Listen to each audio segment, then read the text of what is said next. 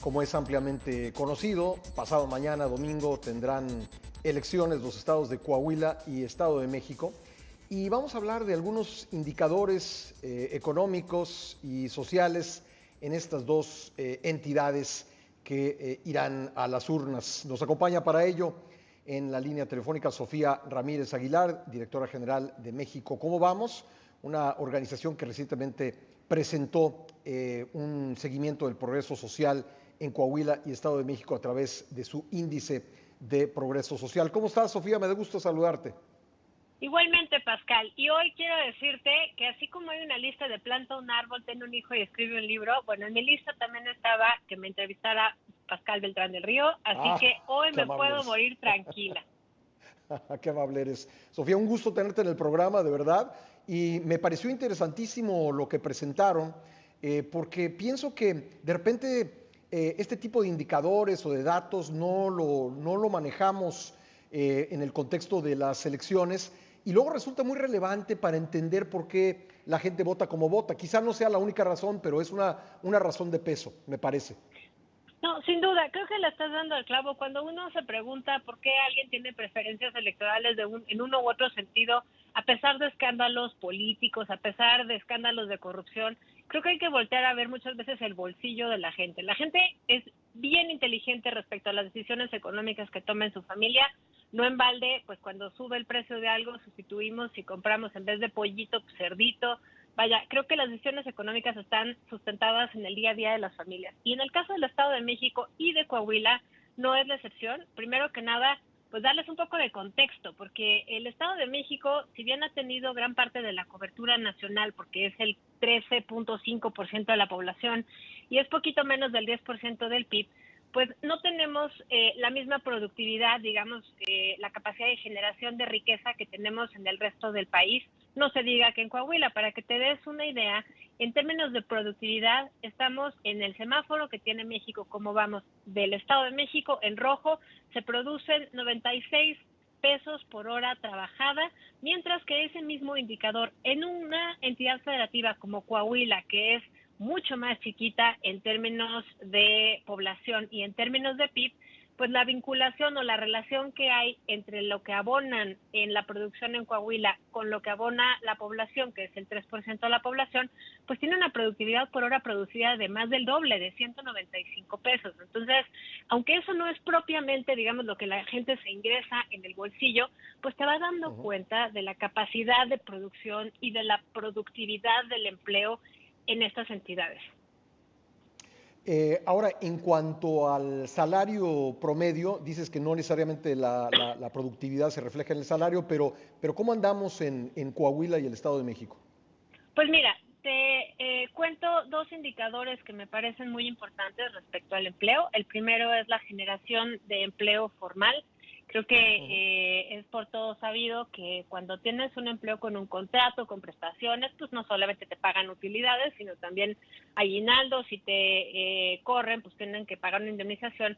Y por lo tanto, hay dos factores importantes. Uno, hay una capacitación de por medio por parte del empleador, la empleadora, pero también dos, eso se traduce en mayor productividad, en mayor paga. ¿Qué quiere decir? Que los empleos formales generalmente en promedio nacional pagan el doble de lo que pagan los empleos informales. ¿Cuál es la gran tragedia?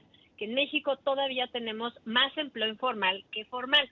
Cuando digo tragedia, pues también lo digo en términos de lo que ocurre en el Estado de México y en Coahuila. Por ejemplo, en el Estado de México tenemos históricamente una informalidad laboral por arriba del promedio nacional.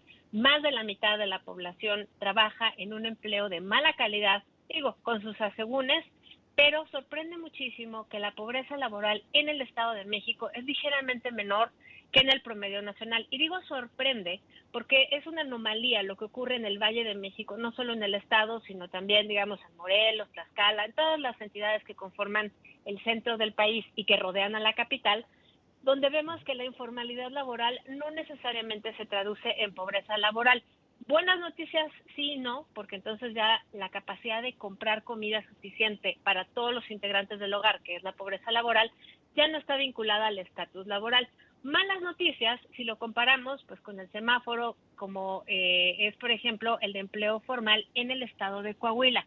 ¿Por qué digo malas noticias si Coahuila va muy bien? Sí, Coahuila lleva más o menos el 300% de su meta alcanzada en el primer trimestre en empleo formal. De ahí que nos sorprenda que sea más del doble de productivo que la gente en el Estado de México, lo cual tiene mucho que ver con la cantidad de inversión que llega. En el caso de empleo informal, del empleo formal en el Estado de México, en números redondos es más o menos cercano a los de Coahuila, 20,000 en el primer trimestre en cada uno de los estados, pero en el Estado de México, pues recordemos que está una vez más el 13% de la población nacional, mientras que Coahuila está el 3%. Entonces, aunque en números absolutos se cree la misma cantidad de empleos en Coahuila y en el Estado de México, para Coahuila es 3 veces su meta, para el Estado de México es pues la mitad de la meta de lo que tendría que haber alcanzado. Eso respecto al empleo, Pascal. Ya, tiene que ver con, digamos, el hecho de que Coahuila sea una entidad fronteriza, más atractiva para la industria manufacturera. ¿Esa es parte de la explicación?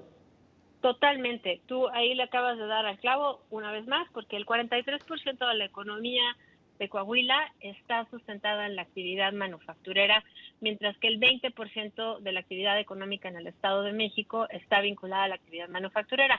En ambos casos se ven directamente beneficiados por todas las inversiones que están llegando, digamos, de vinculación de las cadenas de suministro, pero pues obviamente el impacto es diferenciado. Ahora, tú me preguntabas al principio, mencionabas el índice de progreso social. Creo que en ese punto me gustaría hacer un alto breve, porque creo que hay elementos que permiten identificar por qué la gente vota en un sentido o en otro. Ya hablamos que en el Estado de México el ingreso de las familias en promedio, pues dada la productividad tan baja, pues no es tan alto. Cuando tú ves los promedios de salario en el Estado de México, justamente dices, pues está como en el promedio nacional, no está tan mal, pero tiene un problema de desigualdad brutal, porque la mitad de la población en el Estado de México gana menos que el salario mínimo. El Valle de México es una zona cara, además. Entonces, creo que vale la pena detenernos en el término de desigualdad. Dos, creo que otro de los rubros importantes es la presión del agua. Y tú me vas a decir, ¿qué tiene que ver la presión del agua con la economía y con las elecciones? Pero el hecho de que tengamos prácticamente en el país muy buena conectividad de agua, la red de aguas le provee a gran cantidad de los hogares un grifo de agua, no quiere decir que salga agua de esos grifos. Y en el caso tanto de Coahuila como del Estado de México tenemos presiones de agua o estrés hídrico importante. El segundo, y con estos tres concluyo, es corrupción. Corrupción son estados que han mostrado diversos momentos en los años, en los últimos 5 años, con picos de corrupción. Y número 3, inseguridad y presencia del crimen organizado. Sobre todo en el Estado de México se ha despegado muchísimo tanto la presencia del crimen organizado como la presencia del crimen violento en los últimos 5 o 6 años. Pues obviamente la gente también lo percibe, lo vive y lo sufre.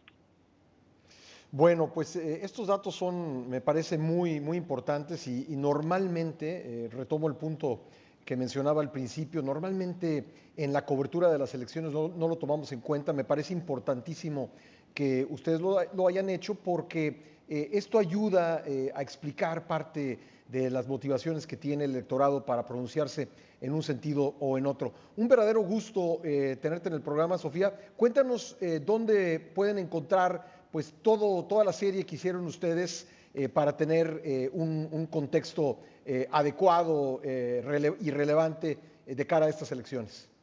Claro que sí, Pascal. Ahorita estamos con la cobertura, digamos, económica en las entidades federativas que tienen elecciones. No hay nada más que información económica y de desarrollo para su consulta en las redes sociales en @México Cómo Vamos, en Twitter, en Facebook, en LinkedIn. Todavía no tenemos TikTok, pero sí Instagram. Entonces, ahí nos pueden encontrar o en la página en mexicocomovamos.mx. Ahí tenemos un mapita interactivo donde le pueden picar y les van a salir no solo mapas bonitos y de colores, sino con muchísima información, análisis y utilidad para cada uno de estos rubros que platicamos el día de hoy. Qué interesante. Sofía, muchísimas gracias por haber estado con nosotros esta mañana. Gracias a ti, Pascal. Hasta luego. Gracias, Sofía Ramírez Aguilar, directora general de México